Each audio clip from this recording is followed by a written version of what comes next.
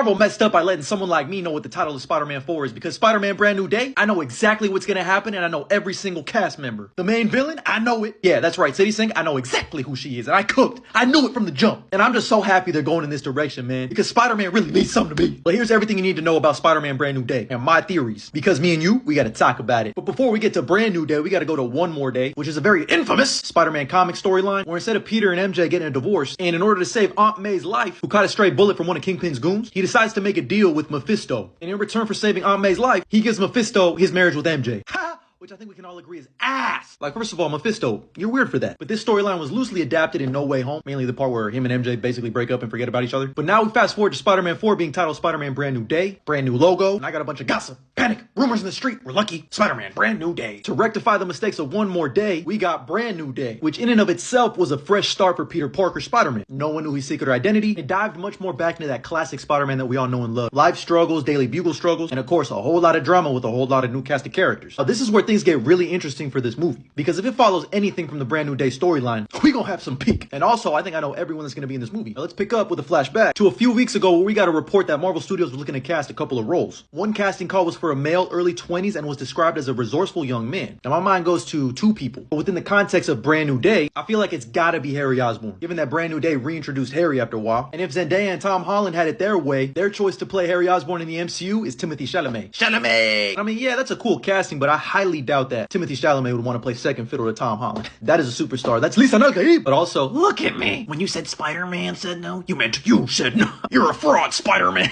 Please don't ever do this shit again. But anyway, I think this means we're gonna get Harry Osborn as one of his new friends. If it was up to me, I would cast Dominic Sessa. I loved him in The Holdovers, and he just fits that Harry Osborn vibe to me. But moving on, because the other casting call was a male 30s to 50s, described as a no-nonsense authority figure who sees the world in black and white, loyal, determined, and willing to cross lines to maintain order. Now, my mind immediately went to Norman Osborn. Norman? Especially if the other role is gonna be Harry. It just makes sense. They're a package deal. But I honestly think the MCU is scared to try to fill these shoes, especially after just having this man in No Way Home. And I get it, you can do a lot more with just Norman Osborn, not the Goblin. But as we go along in this theory in Brand New Day, you'll see why we're not probably going to get Norman Osborn. Because I think this character that sees in black and white is Martin Lee, aka Mr. Negative, aka me after I don't hit my parlay. And the reason I think this is because he's one of the characters that's introduced in Brand New Day. And if anyone's going to play him in live action, it should be Stephen O. Yang, who, yes, is the model actor from where everyone probably knows Mr. Negative from, the Insomniac Spider-Man video games. But I think this means that Martin Lee is going to take over for Feast, which we saw in No Way Home, and him and Peter are going to have a nice little connection just like they do basically in the games. But guess who else could be working at Feast? Could this be the resourceful young man? I don't know if they're quite ready to introduce Miles Morales just yet, but I would not mind if he was teased again. I just hope he lives in the apartment building with Peter. I think that would be fire.